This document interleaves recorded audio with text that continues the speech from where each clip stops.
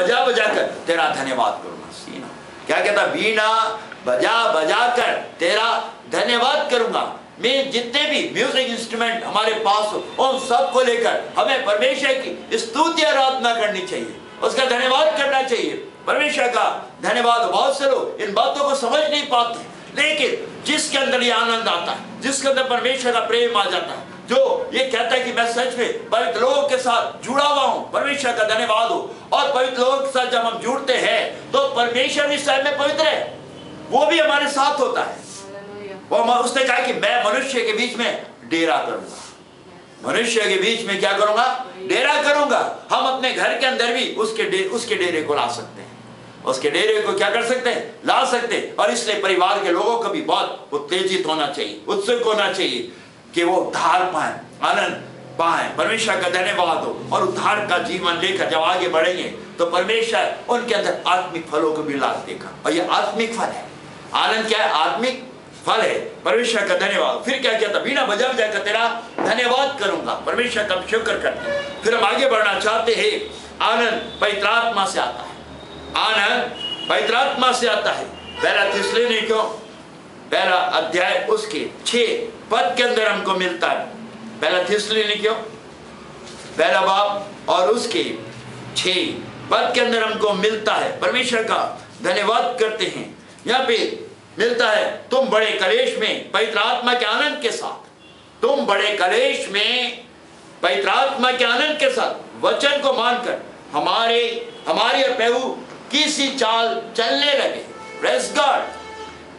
फिर से पढ़ना चाहता हूं, तुम बड़े क्लेश में पवित्र आत्मा के आनंद के साथ, पवित्र आत्मा के आनंद के साथ में पवित्र आत्मा पाना बहुत अवश्य है। पवित्र आत्मा पाना बहुत जरूरी, बहुत अवश्य है। और हम देखते हैं पवित्र आत्मा आनंद के साथ वचन को मानकर हमारी और प्रभु की सी चाल चलने लगे। आनंद के साथ वचन को मानकर, वचन को मानना बहुत जरूरी है। वचन को लोग नहीं मानते, पढ़ लेते हैं, सुन लेते हैं, लेकिन उसको नहीं मानते। बहुत से लोग नहीं मानते परमेश्वर का। अगर वचन को मानने लग जाए तो लोग अपनी टेढ़ी चाल से फिर जाएंगे। आज लोग टेढ़ी चाल से क्यों नहीं फिर पाते? क्योंकि वचन को नहीं मानते। वचन को मानना बहुत जरूरी, मस्ट है। मानने के बाद उस पर अमल भी करना है। अब क्या कहता? हमारी और प्रभु की सी चाल चलने लगे। हमारी और प्रभु की सी चाल चलने लगे। और हमें चलाने वाला उसका पवित्र आत्मा है। और इतना नहीं, उसने स्वयं कहा, बोलने वाले तुम नहीं, मेरा पवित्र आत्मा है। परमेश्वर का धन्यवाद, मेरा पवित्र आत्मा है। और ये तभी होता है जब पवित्र आत्मा के आनंद के साथ हम वचन को मानकर आगे बढ़ते हैं। परमेश्वर का धन्यवाद। फिर रोमियो की पत्री 15 बाब उसके 13 पद में जाना चाहते हैं। रोमियो की पत्री 15 बाब उसके 13 पद के अंदर जाना चाहते हैं। हालेलुया, धन्यवाद करें परमेश्वर, तेरा शुक्र करते हैं। 15 बाब उसके 13 पद के अंदर जाना चाहते हैं। वहां पे लिखा है, परमेश्वर जो आशा का दाता है, परमेश्वर जो आशा का दाता है, मैं तुम्हें विश्वास करने में सब प्रकार के आनंद और शांति से परिपूर्ण करे कि पवित्र आत्मा की सामर्थ्य से तुम्हारी आशा बढ़ती जाए, तुम्हारी आशा बढ़ती जाए। परमेश्वर जो आशा का दाता है। और एक जगह दाऊद कहता है, मेरी आशा तेरे वचन पर लगी हुई है, तेरे वचन पे लगी हुई है। परमेश्वर का धन्यवाद। और यहाँ पे भी हम देखते हैं, क्योंकि वो कौन है? परमेश्वर कौन है? आशा का दाता है। निराशा में उम्मीद को पैदा करने वाला केवल परमेश्वर है, केवल परमेश्वर है। धन्यवाद करते हैं उसका। मैं अगर कोई मौत की सैया पे पड़ा हुआ है और अगर आप आंसू बहा के प्रार्थना कर रहे हैं, एक समय उसके जीवन में आ जाएगा कि परमेश्वर उसको मौत के बिस्तर से उठा सकता है। परमेश्वर का धन्यवाद हो। और मैं परमेश्वर का धन्यवाद करता हूं, 3 दफा ये मेरी मिनिस्ट्री में हो चुका है कि 3 लोग डेड हो रहे थे, मर रहे थे, आखिरी सांस डॉक्टरों ने डिक्लेयर कर दिया था, उनके लोग आंसू बहा रहे थे। परमेश्वर का धन्यवाद। लेकिन जब उन लोगों के लिए प्रार्थना करी गई तो परमेश्वर ने उनको फिर से जीवन दिया। हालेलुया, उनके प्राणों को वापस करा। परमेश्वर का धन्यवाद हो, उसकी स्तुति हो। और जब डेथ होती है तो डॉक्टर भी या नर्स भी आके उस शख्स पे वाइट चादर डाल देती, देखा होगा, मुंह बंद कर देती, ढांप देती है।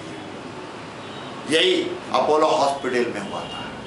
परमेश्वर का धन्यवाद। और मुझे फ़ोन करके बुलाया गया था, और पहले दिन जब फ़ोन आया तो मैंने कहा आज मैं नहीं आ सकता, लेकिन मैं प्रार्थना फ़ोन पे कर रहा हूँ। मैं बिल्कुल आपको ये सही बात बता रहा हूँ। मैंने कहा प्रार्थना करी, मैंने कहा कि मैं परसों आ सकता हूँ, मतलब जो नेक्स्ट डे आएगा उस पर भी नहीं आ सकता, लेकिन मैं प्रार्थना कर रहा हूँ। चादर भी उड़ा दिए, विश्वास करिए कि वो आपका, क्योंकि वो ऐसी बीमारी के अंदर था कि वो आखिरी सांस ले रहा था, दम तोड़ रहा था। लेकिन मैंने कहा कि मैंने अभी प्रार्थना करी और मेरा विश्वास है कि परमेश्वर उसे मरने नहीं देगा। मैं आपको ये सही बात बता रहा हूँ। और मैं थर्ड डे जब यहाँ से निकला तो मैंने उनसे पूछा मुझे पहचानोगे कैसे कि मैं वही शख्स? उन्होंने कहा ये तो प्रॉब्लम है। मैं कहा मैं एक काम करूँगा, जब मैं उस समय मेरे पास कोई व्हीकल नहीं थी, मैं कहा मैं बस से आऊँगा, बस से उतरूँगा और मेरे हाथ में मेरी बाइबल होगी। मैंने उनको ये चिन्ह दे दिया और परमेश्वर का धन्यवाद करता हूँ। और मैंने समय भी दिया था कि मैं इस समय वहाँ पे पहुँचूँगा। उस समय के मुताबिक वो अपोलो गेट पे उनका एक आदमी खड़ा था और परमेश्वर का धन्यवाद हो, बाइबल को उसने मेरे हाथ में देखा, दौड़ कर आया कि आप भी फास्ट दौड़ो। मैंने कहा मैं। वो शख्स मुझको ले गया, उसने जाके पहले परमिशन ली और वो 3 मंजिली मंजिल पे था उनका पेशेंट। जब मैं वहाँ पे गया, स्पेशल वार्ड था, परमेश्वर का मैं शुक्र करता हूँ। जब मैं वार्ड में जाने लगा तो उन्होंने कहा नहीं, आपको अपने मुंह को पूरा बांधना होगा क्योंकि वो बिल्कुल दम तोड़ रहा है। और उसको डॉक्टर ने भी उस पर चादर को डाल दिया है। और मैं अंदर गया, मैं 2 मिनट चेयर पे बैठा, फिर उन्होंने कहा कि आप पेशेंट के पास जाके प्रार्थना नहीं कर सकते। मैं कहा देखो ना, तो मैं इसको लगाता, मुझे तो बहुत मुश्किल हो रहा है, और अगर आप कहेंगे तो मैं इसके पास जाके दुआ करूँगा, नहीं तो मैं वापस जाऊँ। वहाँ पे नर्स खड़ी थी, डॉक्टर खड़ा था, घर के लोग थे।